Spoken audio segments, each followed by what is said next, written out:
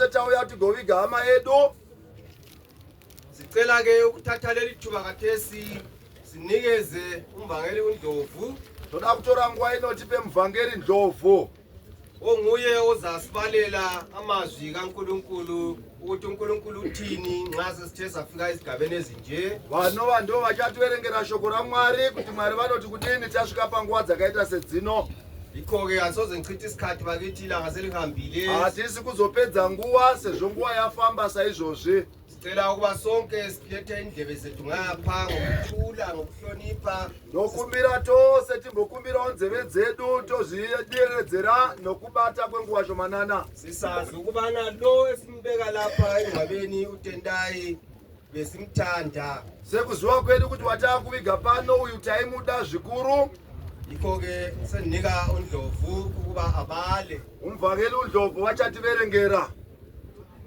Uxolo Vamsoroi, kubavangeli vamsoroi vavhangeri vedu, khokheli vatungamiriri, ibandla leguta raMwari sangano reguta raMwari, ngixolisa ekhaya komkundwa ndinoti zvezvakare mhuri yekwamkundwa pamsoroi, izihlobo hama abangani neshamwari, ngixolisa izakhamizi nesu vavakidzani tose, ngixolise ama-councillors onke lama-MPs makansela edu nema-MP vedu ndinozviisa pasi penyu, nabo bonke abahloniphekayo abasemsebenzini omkhulu wokusikhansa navose vari muzvigaro zvingakudzwa vari kubata pamwe chete nesu.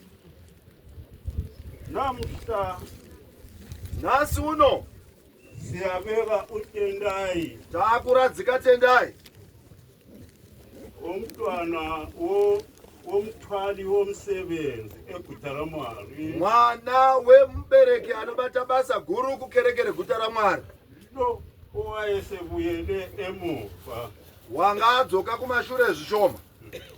lo kwenzelwa ukuthi Izvi zviri kuitirwa kuti lumntwana uyu mwana uyu elondolozwe emzini kababa wakhe achengetedzwe muimba yababa wake, elilunga leguta raMwari ari nhengo yeguta raMwari kumusha wakumusoro kudenga. ngokungapheliyo. Amen. Ngiyabisela kumphathi wohlelo. Ndinodzosera nguwa kumtungamiriri wedu MC.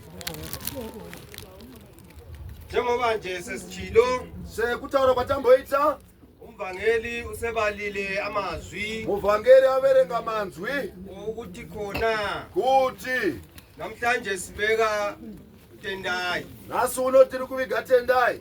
Yikho-ke leli thuba Iyo inonguva sokuyisikhathi sokubana ibhokisi lehle. tokumbira vari kutibatira basa kuti vadzikise mutumbi.